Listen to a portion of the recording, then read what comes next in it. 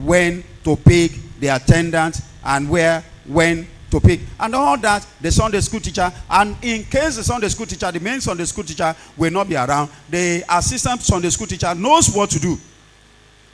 I was in a particular district recently, and the way and manner the individual was taking it, in fact, I was so shocked. The individual, I think about 4 weeks, where tomorrow will be another Sunday, Abi, and we know what the lesson we should be treating. The individual was 4 weeks behind. So it was in the process of them, and then probably she sensed that, oh, this person, there is a visitor here, most likely maybe a Foursquare. So now said, is that not what we are supposed to look at today? After she had been into it and been discussing, and when she discovered that people are not connecting, the students are there with their paper, they are not connecting. That's, is that not what we're supposed to be looking at? So somebody said, no, ma, we are supposed to be looking. They said, oh, sorry. She now went back to the...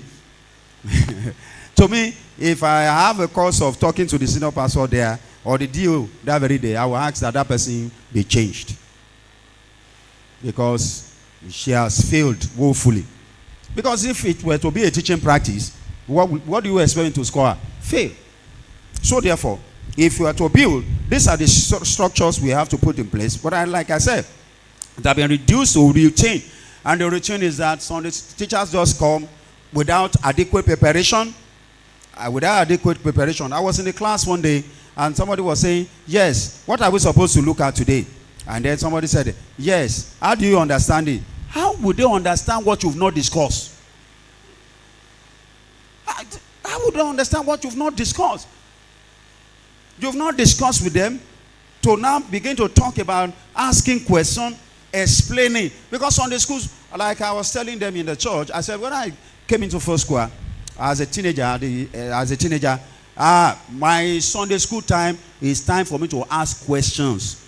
And they know in that church, once they see me enter the church with my photochromic glass, I've already prepared enough questions. So they can't just give me anyhow teacher. And so the first thing they discovered, the first time I asked questions, the second time, when I discovered that the first time they could not answer, when it was a general something, I raised my hand. I said, I have a question. I said, yes. What's your question? I had. The following day, the teacher could not. I raised my. So over a period of time, they know that no, the class. And that was immediately they have to restructure and reshuffle. And then they now gave me a competent person that anytime I have it, because I believe that is the place for me to ask any question that is bothering my mind. If I stumble on anything, I had anything, that should be a place for me to be able to ask in relation to the topic being treated. And then my Sunday school teacher hold me responsibility to give me explanation. Inability to be able to provide answers to my question, then it shows that he shouldn't be there as a Sunday school teacher. And that caused a lot of them to tighten up their belt and to sit up. He said, church to be the question or why. So they get teenager. Because, and that is the beauty of Foursquare. That's the beauty of Foursquare. It's not just a place where you can just say anything and you expect them to accept the hook, line, and sinker. So it's a transformative prayer. And it was this through the Sunday school that the Lord really helped us, that we were able to grow. Whatever by His grace that the Lord has helped me to achieve today is I got them through the Sunday school. I got them through Sunday school. That is where our eyes will be open to so many things. That is where our ears will also open to many things. I said, it is often seen as a preliminary activity before the main service. In some churches, it's always seen as preliminary activity before the main service. But in some places, after the worship service, they go into Sunday school.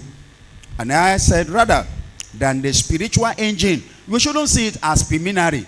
If that is the method we have here, that before the worship, we have it. No, we shouldn't see it. We should see it as the engine room for the growth of the church. If you don't see it as engine room, every teacher under the sound of my voice, if you don't see Sunday school as the engine room for transformation, then you just come, you just scratch your material on the surface. You won't take time to prepare. You will just come and then you just dust it and then believe that you pass it, you pass it, and then that's all. No, it's the engine room where people, Christians, are raised, leaders are nurtured.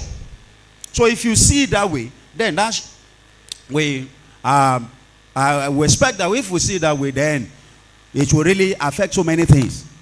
One, it will affect our preparation, our approach to Sunday school, and our attitude to our students.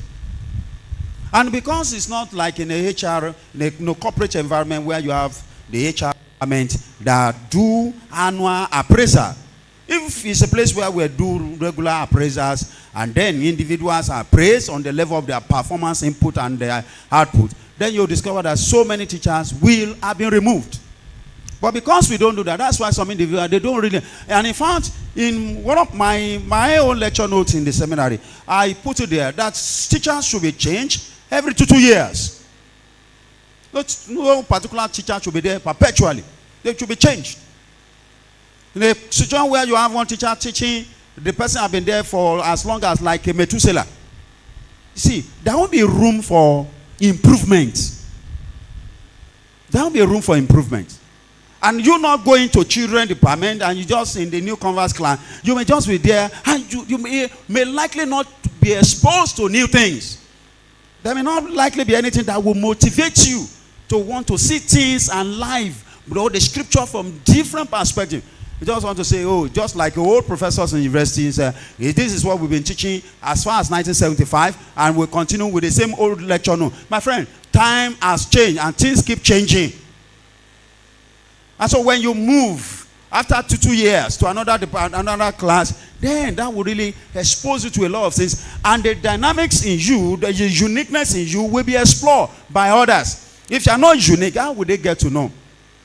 And that's where we get to know that a particular teacher is good. And by the time you get to a place and you discover that students are really, because one other thing, that, let me just quickly talk about that also really matter and also help in really building a strong, effective, and efficient Sunday school for church growth is the methodology.